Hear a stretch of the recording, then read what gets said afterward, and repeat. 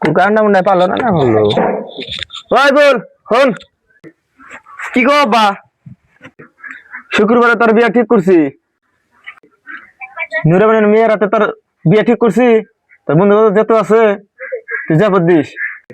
না আমি নুরাবানের মেয়ে বিয়া করবো না।